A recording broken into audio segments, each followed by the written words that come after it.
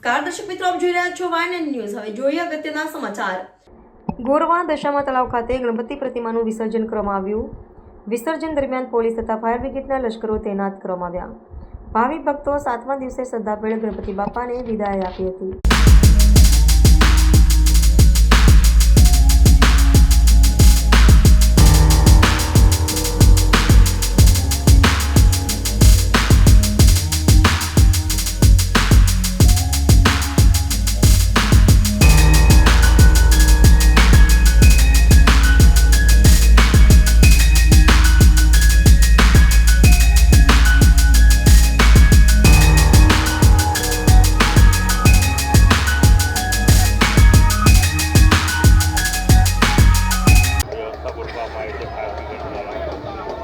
ગોરવા દશામા તળાવ ઉપર વડીવાડી ફાયર સ્ટેશનનું અત્યારે સ્ટેન્ડ બાય બંદોબસ્ત છે, જ્યાં જે તરવૈયાઓ આપણે ગણપતિની મૂર્તિઓનું વિસર્જન કરે છે તેમને લાઈફ જેકેટ આપવામાં આવ્યા છે, તથા આપણો અહીંયા સ્ટેન્ડ બાય બંદોબસ્તમાં સ્ટાફ ઊભો છે।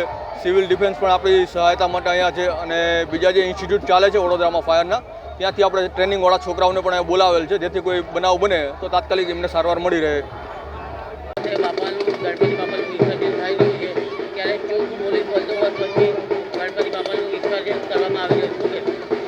હા, આગામી દિવસોમાં આવનાર શ્રીજીની વિસર્જન યાત્રા સંદર્ભે જે બંદોબસ્ત રાખવામાં આવેલ છે તે પૈકી આજે 7મા દિવસે પણ દશામા તળાવ ખાતે નાની મોટી 500 કરતાં પણ વધારે મૂર્તિઓનું વિસર્જન થનાર છે।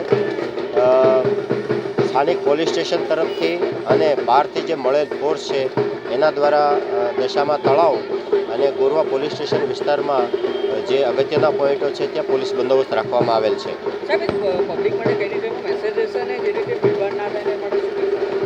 હા, નાગરિકો માટે, જનતા માટે એક એ સંદેશ છે કે શ્રીજીની યાત્રા હર્ષોલ્લાસ સાથે સંપન્ન કરે, કોઈ એવી અફવાથી પ્રેરિત ન થાય અને કોઈ મિસચીફ ન કરે।